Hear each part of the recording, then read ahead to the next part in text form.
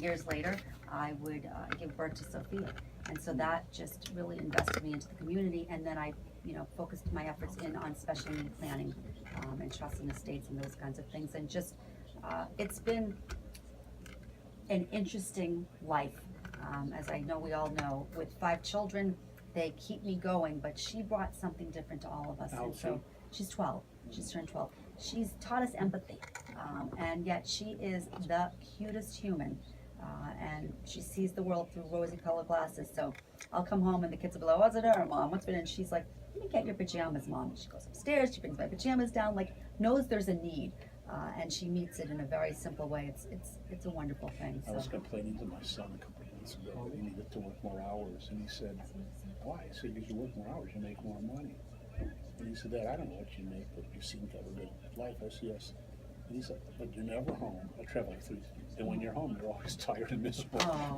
But that was so beautiful. I thought Yeah. that he equated money with, Right. do I want to have a nice house versus do I care Sacrifice. about, do I want to be able to smell the roses? Right. And how many of us don't want to smell the roses? No, We want to smell the roses, but we can't. They figure things out that That's the we're empathy is beyond. we've missed, right? Yeah, societal conditioning that they're not used to. Yeah.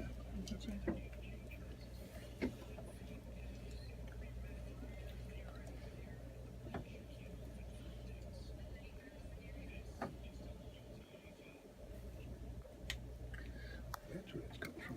I was thinking, where I'm hearing things.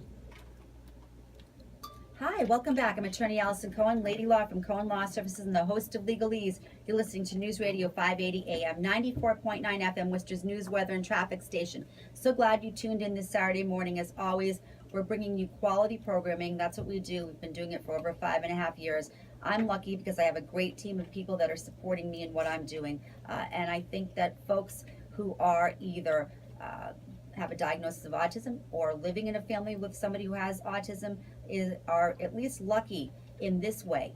There are so many people out there, so many wonderful organizations that are trying to work together to find answers, to bring about quality of life to people with disabilities. Overall in this country, 1 in 5 people live with a disability. And so I say, look, you've got to get on the train. The train's getting ready to leave the station. We're all in it together as a community. How do we move past these barriers of, like Scott was saying, not understanding how incredibly impactful an employer could be, for example, and opening his doors and allowing people with disabilities, and particularly in this case autism, to come on in and fill some of these higher level jobs in the math and science areas. And so, Russell, what you've done is incredible. You're sitting on Nevada's Governor's Council, and you're doing it for I don't know how many years, but you are a board member of the Autism Coalition of Nevada. You chair Nevada's statewide youth advisory committee. You've overcome many personal challenges, and people are seeking you out. And you're spreading this message through, all of the methods and the means that you're doing it through social media and just through your interactions with people in power, in government. And so, what, in terms of your personal mission, do you feel can you do to help others with autism to overcome their challenges and improve their health and well-being and their outlook on life? I would just have to say first and foremost to know that they're not alone in this battle. I really bare my soul 110% in my speeches and my publications on social media, Right.